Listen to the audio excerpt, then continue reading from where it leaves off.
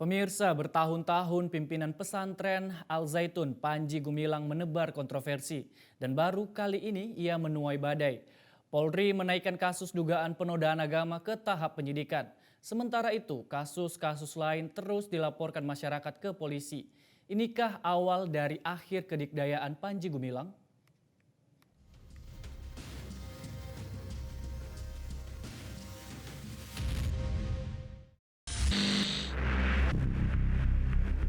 Inilah momen ketika pimpinan pesantren Pondok Al Zaitun Panji Gumilang keluar dari ruang penyidikan Bareskrim Mabes Polri Jakarta pada Senin malam.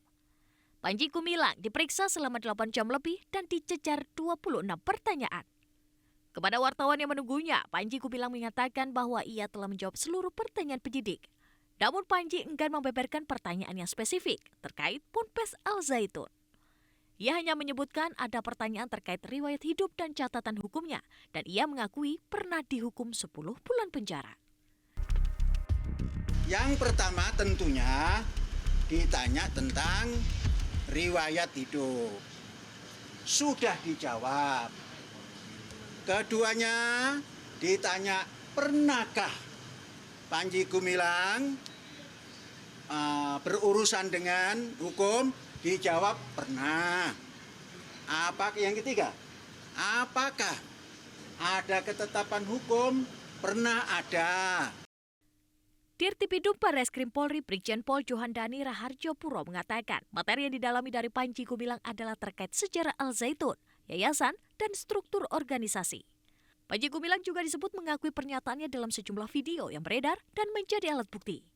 Usai memeriksa Panji Gumilang, penyidik langsung melakukan gelar perkara dan memutuskan perkara dugaan penistaan agama ditingkatkan ke tahap penyidikan. Artinya, penyidik meyakini ada perbuatan pidana dalam kasus ini yang harus dibuktikan. Total polisi telah memeriksa 4 orang saksi, 5 orang ahli, dan terlapor atau Panji Gumilang. Selesai pemeriksaan, penyidik telah melaksanakan gelar perkara. Adapun kesimpulan gelar perkara bahwa perkara ini dari penyelidikan dinaikkan menjadi penyidikan. Menurut Menko Polhukam Mahfud MD, setidaknya ada 5 laporan pidana terkait pimpinan pesantren Al Zaitun Panji Gumilang. Salah satu laporan dilakukan Ketua Umum Forum Advokat Pembela Pancasila, Ihsan Tanjung. Menurut Ihsan Tanjung, respon masyarakat terhadap kontroversi Panji Gumilang sudah banyak, baik melalui media maupun saksi massa. Hal itu menunjukkan bahwa Panji Gumilang memang kontroversial. Untuk menurunkan eskalasi protes, masalahnya perlu dibawa ke ranah hukum. Nanti, hukum yang bicara apakah kontroversi ini merupakan pidana atau bukan. Sebab kalau masyarakat main hakim sendiri, akan menimbulkan masalah yang memicu disabilitas nasional.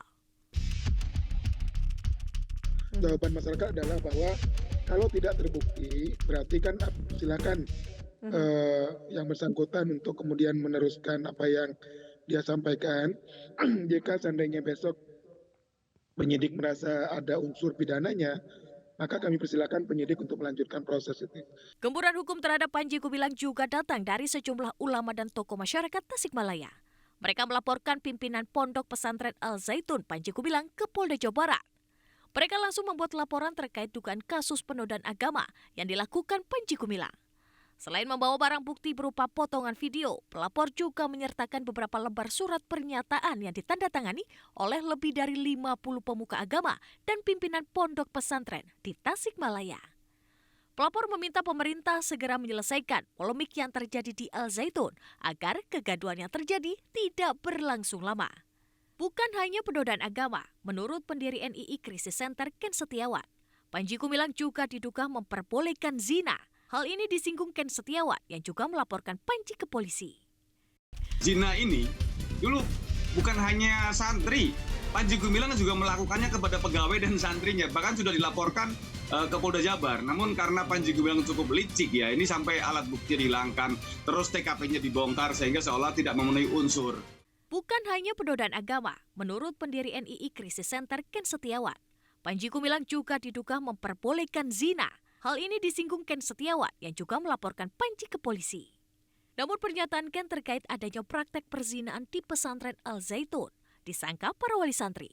Mereka melaporkan Ken Setiawan ke kepolisian atas tuduhan tersebut. Wali santri Ponpes Al Zaitun didampingi pengacara mendatangi Polda Banten untuk melaporkan 2 akun YouTube yang diduga telah memfitnah Ponpes Al Zaitun. 2 terlapor adalah Ken Setiawan dan Heri Pras yang menuding Ponpes Al Zaitun memperbolehkan perzinaan asal membayar 2 juta rupiah. Laporan yang sama juga dilayangkan 13 orang tua siswa santri asal Purworejo, Jawa Tengah. Salah satu wali santri merasa terhina dengan pemberitaan yang menyudutkan santriwati yang menempuh pendidikan di Al Zaitun. Sebenarnya bukan hanya Ken Setiawan yang mengungkap kasus asusila. Dalam aksi pada pertengahan Juni lalu, Forum Indramayu menuntut 5 hal. Salah satunya meminta usut tuntas tindak pidana pemerkosaan atas laporan Kartini, perempuan asal Indramayu, yang diduga jadi korban pemerkosaan Panji Gumilang.